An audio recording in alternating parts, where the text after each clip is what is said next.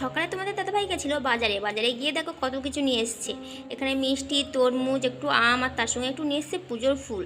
তো আমি পুজো দেবো, তার জন্য দেখো বাটাগুলোকে সুন্দরভাবে সাজিয়ে নিয়েছি।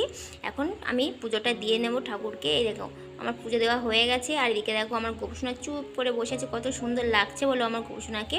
তারপরে দেখো পুজো টুজো দেওয়া হয়ে গেছে, এখন পরবে একটু সিঁদুর। সিঁদুর না পরলে না মানে শীতেটা কেমন একটা ফাঁকা ফাঁকা লাগে, আর সিঁদুর পরলে কিন্তু মুখটা কত সুন্দর দেখতে লাগে, তাই না? মুখ মানে লুকটাই চেঞ্জ হয়ে যায়, খুব সুন্দর লাগে। তো তারপর দেখো রান্নাঘরে রান্না করতে চলে এসেছি, আর এখন আমি কিন্তু বাটনা বাটছি। তো আমার রান্নাবান্না সব কমপ্লিট হয়ে গেছে, দেখতেই পাচ্ছ। এখানে ভাত, এখানে হচ্ছে আলু ভাজা, এখানে হচ্ছে এঁচোড় চিংড়ি, আর তার সঙ্গে হচ্ছে আমের চাটনি। আর সারাদিনটা না মানে সকালে আমি কিছু খাইনি, রান্নাবান্না কমপ্লিট করে এখন খেয়ে নিচ্ছি। আর এদিকে একটু আমি ফোনে কথা বলছি, কারণ আমার মায়ের শরীরটা খুব খারাপ, হসপিটালে নিয়ে গেছিলো, তাই আর কি খোঁজখবর নিচ্ছি এখনও বাড়ি ফিরেছে কি না।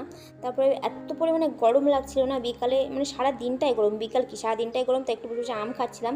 সন্ধ্যাতেও দেখছি প্রচণ্ড পরিমাণে গরম, তাই এক প্লেট তরমুজ কেটে নিয়ে বসে পড়েছি, এখন বসে বসে খাবো। চলো আমি খেতে থাকি, আর তোমরা তাহলে আমার চ্যানেলটাকে সাবস্ক্রাইব করতে থাকো। Tata, bye bye.